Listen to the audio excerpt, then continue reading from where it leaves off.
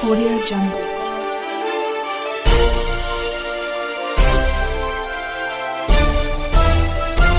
Audio Jungle.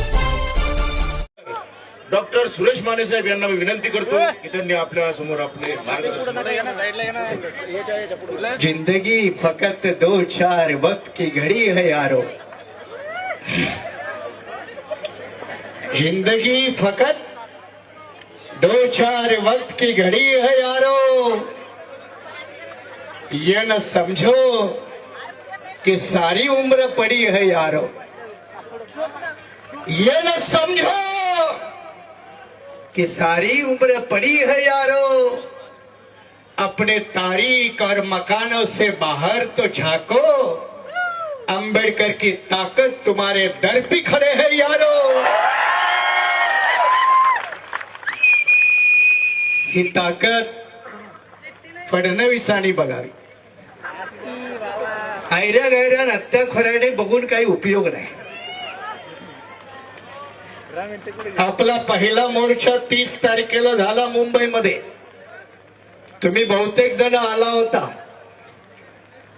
आजही पावसामध्ये तुम्ही आहात। एकदा स्वतःसाठीच, आपल्या ताकदीसाठी, आपल्या ध्येयासाठी जोरदार टाळ्या वाजवून स्वतःचं अभिनंदन करा। 30 तारखेला मोर्चा मुंबईत झाला आणि त्याच दिवशी विधानसभेमध्ये देवेंद्रला बोलावं लागलं। काय म्हणाले? आम्ही अजून फैसला केला नाही, तुमच्या बापालाही करता येणार नाही।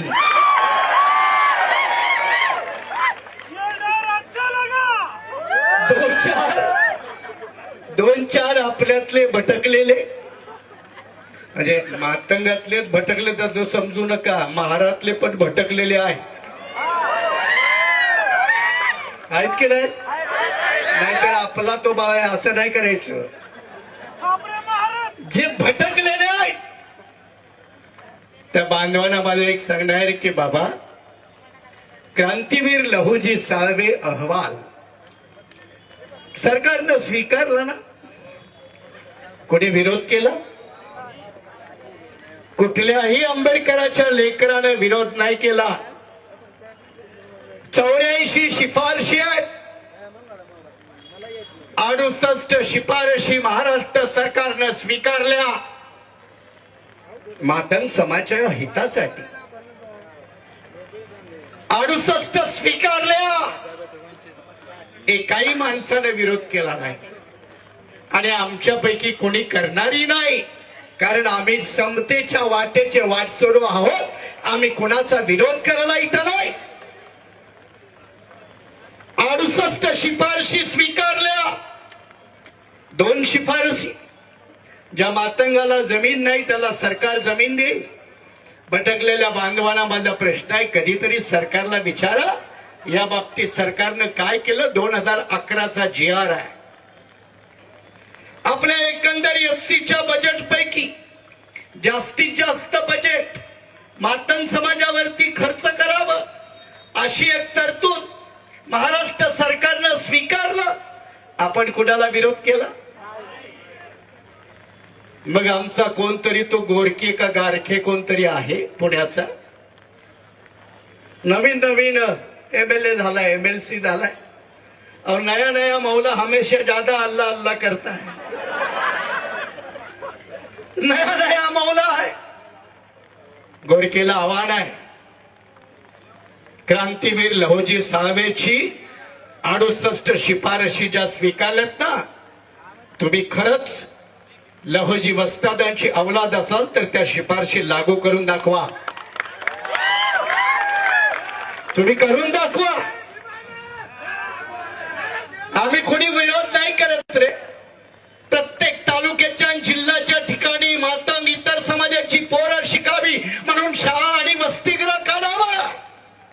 अरे देवेंद्रला विचार ना, किती वसतिगृह काढली, किती शाळा काढल्या, किती कॉलेज काढली, कोणी आम्ही विरोध नाही केला। RSSच्या नादाला जो कोणी लागेल त्याला आमचा विरोध असेल, मग तो आमचा असो नाही तर कोणाचाही असो। आणि म्हणून जे कोणी भटकलेले आहेत त्यांना एकच सांगणं आहे, भाई जुल्म का पेट एक दिन फटेगा जरूर, भाई जुल्म का पेट एक दिन फटेगा जरूर, गरीबों का हक एक दिन बटेगा जरूर, नापाक होती है कुत्तों की दोस्ती, काटेगा नहीं तो चाटेगा जरूर. यावरून त्यांनी ठरवावं कुणासोबत जावं.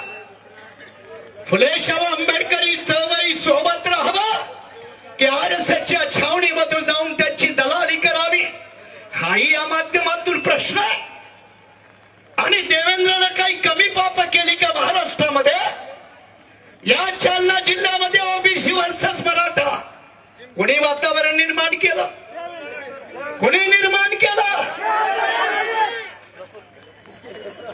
नंतर धनगर वर्सेस आदिवासी, धनगरांच्या विरोधात आदिवासीला उभं केलं.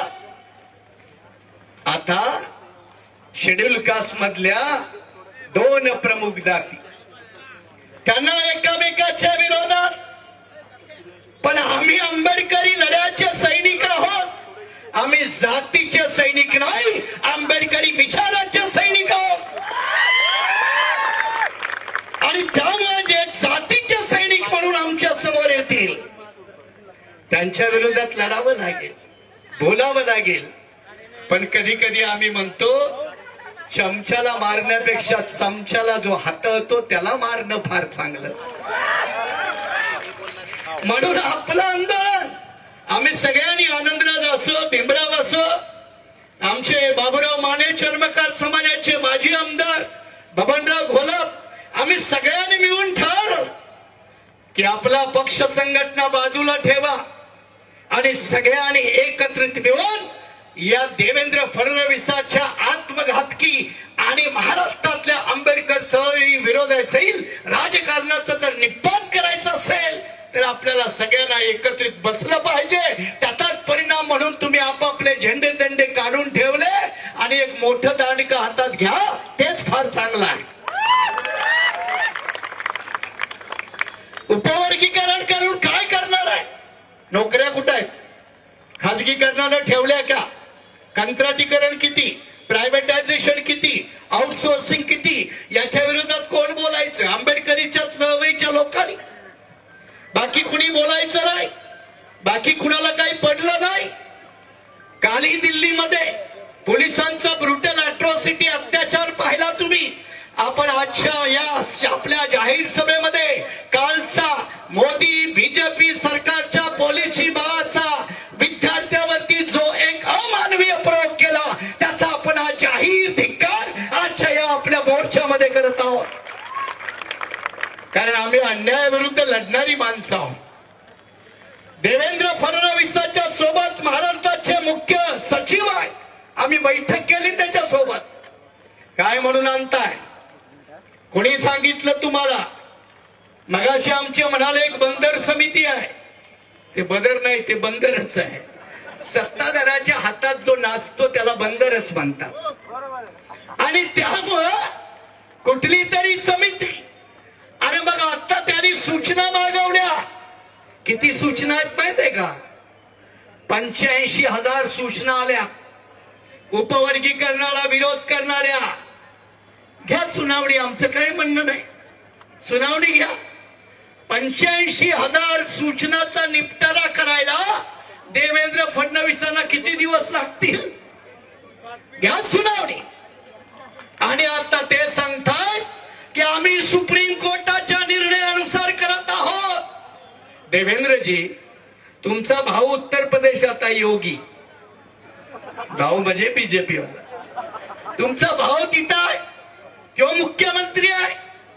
अहो, ज्या बीजेपीनं उत्तर प्रदेशात उपवर्गीकरण करण्याची हिंमत नाही केली, त्या मुख्यमंत्र्यानं हिंमत नाही केली. बघा, आमचा प्रश्न देवेंद्र नाही, तुम्हाला कुठून एवढी ताकद आली? तुम्हाला कुठून एवढं शहाणपण आलं? कुठून एवढी अक्कल आली? तुम्हाला वाटलं मी धनगर ओबीसी मराठी यांची भांडण लावून आता इकडे येऊ? जमायचं नाही. इथं जमायचं नाही. 4-2 आपल्यातली भटक आपला लढा कुठल्या जातीच्या कुठल्या माणसाच्या विरोधात नाही, आपला लढा देवेंद्र फडणवीसच्या नालायक सरकारच्या धोरणाच्या विरोधात आहे.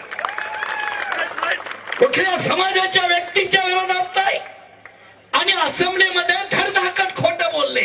सुप्रीम कोर्टानं सांगितलं, काही सुप्रीम कोर्टानं नाही सांगितलं. सुप्रीम कोर्टानं बंधनकारक नाही केलं. मी वकील आहे, कायद्याचा मास्टर आहे. सुप्रीम कोर्टानं काही सांगितलं नाही. यांना सुप्रीम कोर्टाच्या आदेशाच्या नावाखाली यांना राजकीय वोट बँक पैदा करायचे आहे. 2019च्या लोकसभेच्या निवडणुकीमध्ये 400 के पार असणारा नारा करणारा भारतीय जनता पक्ष महाराष्ट्रामध्ये पाणीपत झालं. 17च्या वरती जाऊ शकला नाही. आणि आपण सगळ्यांनी त्याला भरपूर मतदान केलं ना, केलं की नाही? त्यांच्या विरोधात मतदान केलं. आणि तुम्ही मतदान करताना बी बीड घ्या बाजूला आहे. काही बीडचे लोक आलेत, अंबेजोगाईला पण आलेत.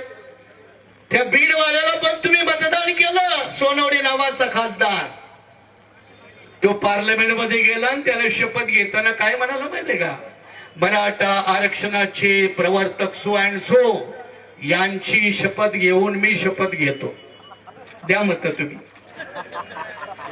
त्यामुळे आंबेडकरी चळवळ फक्त भावनेत अडकवू नका. जरा विचार करा. विचार केला नाही तर आपली अडीअडचण होईल. आणि म्हणून याही उपवर्गीकरणाच्या लढ्यामध्ये आपण भावनेनं नाही, आपण विचारानं आहोत.